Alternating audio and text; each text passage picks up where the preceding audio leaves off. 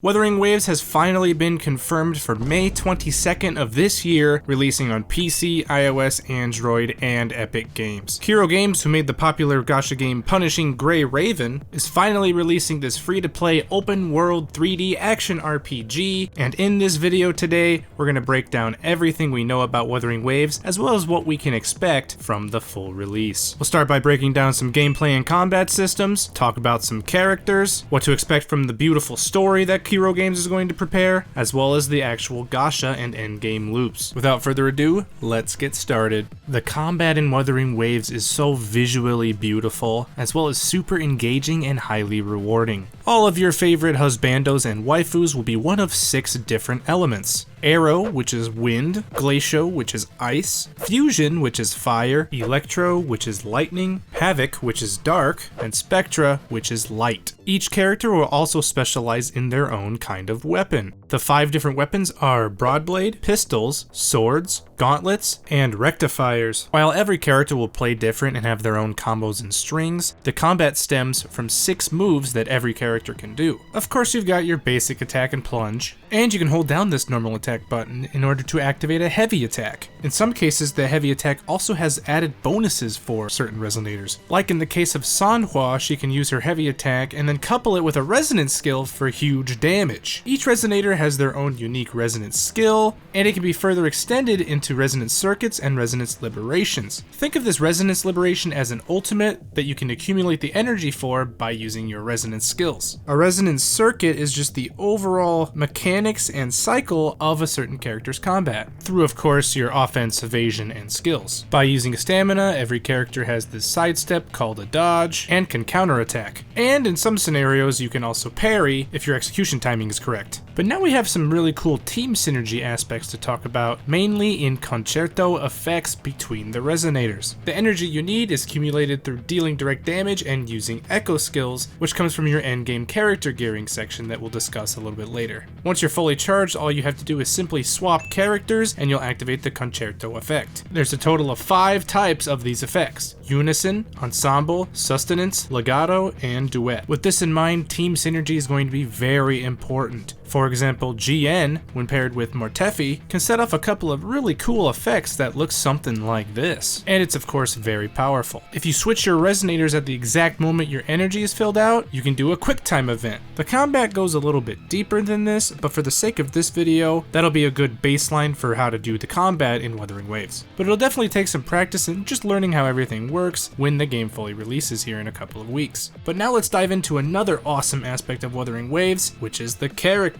As of the time this video is made, there is 17 total characters, including your rover protagonist. All of the characters are very well made and they look great, the animations look great, the OST sounds great. All of the polish that you really look for in a game like this is just phenomenal. As we mentioned before, every character has their own attribute as well as their own preferred weapon. There isn't really any characters I dislike, but my favorites right now are Yinglin, Alto, Jiyen, and Sanhua. And of course there's the best waifu in the game, Yang. Each character will of course come with their own lore and backstory, which I cannot wait to unravel when the game fully releases on the 22nd. Without any spoilers, let's talk a little bit about the story of Wuthering Waves, which looks to be very promising. The game takes place in a futuristic post-apocalyptic world. The Lament is a catastrophe that has wiped out most of humanity and left it near extinction. Monsters started appearing after this calamity, and civilization has to adapt to the threat. You play as the main character, known as a rover, and you luckily get to wake up and the first thing you get to see is Yan. And due to the circumstance of how you arrived in the world of Wuthering Waves, the resonators, or the characters, are keeping a close eye on you. These resonators are also fused with something called Wutherons, which allows them to fight against the monstrosities that came with the Lament. And they do not trust you one little bit. So as you progress the story, you'll start doing quests to build the trust of these characters and further progress the story. But of course there's no reason to worry because you already have the affection of the best girl in Wuthering Waves, Yan.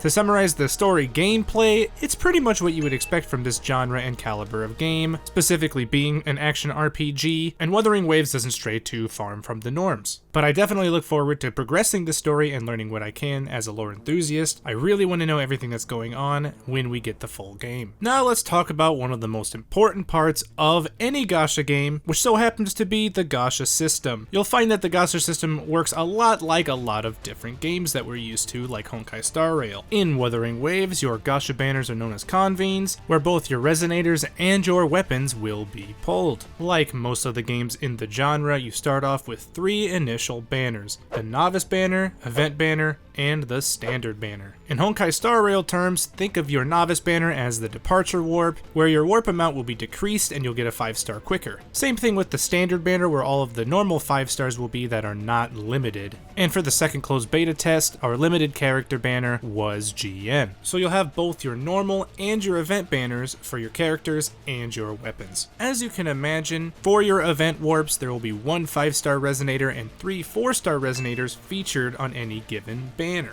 But now let's discuss the pity system, which also closely resembles Honkai Star Rail's. You are guaranteed to obtain a 5-star resonator within 80 pulls, hard pity. Once you do roll a 5-star character, there is a 50-50 chance between getting a standard 5-star or the event 5-star like Jian or Yinlin. If you do fail the 50-50 and get the standard banner character first, your next 5-star roll is guaranteed to be the event banner character. But let's take a quick note about the weapon event convenes. The pity is the same, it's 80 pulls, but you are guaranteed to get the featured weapon. This is how it was at the end of Closed Beta 2. I don't foresee any changes on this regard, and it seemed like we got enough currency in order to get to the pulls, just from the story and the events and things. Your permanent banners use a currency called Lustrous Tides, which is the basic summoning ticket, and the basic 5-star resonators are Verena, Encore, Calcharo, Linyang, and Jianqing. And yes, I know I'm probably butchering a lot of these names throughout this whole video, so feel free to comment below the correct pronunciations and I'll try to do better for the release. I now want to talk about echoes because it's kind of controversial right now, and it's actually not as bad as people think. In basic terms, echoes are your type of equipment in the game that serve as armor and accessories in a typical RPG. When you defeat certain monster enemies, there's a chance that echoes will be left behind for you to absorb. Similar to any relic system in the other gacha games, there's 4 different classes or levels of these echoes. There is Common, Elite, Overlord, and Calamity classes, each with different cost. As you get higher class echoes, more main stats and substats are available to you. Each echo will have 2 main stats and up to 5 substats. In addition, they will all have their active echo ability from whatever echo is in your first slot. The order doesn't really matter in the remaining 4 slots. However, as you can guess, there is in fact set bonuses. These activate when you have 2 of the same set and 5 of the same set. The 2-piece bonuses aren't too crazy, they just boost your damage for whatever element by 10%, or healing bonus, energy regen, and attack. The 5-piece set bonuses will have more of a specialty thing, such as this havoc damage increase. That went a little bit deeper than I wanted to originally, but if you have any questions, let me know in the comments, and I'll try to answer everything that I can. The last thing I just want to mention is what the end game kinda looks like. There's tougher forms of bosses that you'll fight in the overworld called hologram bosses. I don't know if I'd really count this as end game because the rewards are only one time, but it is a fairly good way to test new characters and abilities as you receive them. If you like playing Simulated Universe in Honkai Star Rail, there is another roguelike adventure game mode called the Elusive Realm. I won't dive in too much here, but basically it's either more mob fights, boss fights, and you build up paths and cards after each successful stage cleared. I would fully imagine this to be the endgame mode that sees the most updates throughout the game's lifespan, which is currently what we're seeing from Honkai Star Rail as well in the Simulated Universe. And the last one is Tower of Adversity, which is basically this game's version of Abyss, like Genshin Impact. You bring parties of 3 per floor, and you have to clear both sides of it to advance to the next. And you'll earn your stars depending on how well you do and how fast you clear each floor. These game modes were fun and enjoyable, as well as challenging in some cases, so definitely look forward to doing them when the game releases. And there's your baseline for everything you need to know for entering Wuthering Waves in 1 week. Personally, I'm super excited for Wuthering Waves, and I think we're in for a really good treat on launch. The characters, their animations, VA, sound design, everything looks stunning and is super polished.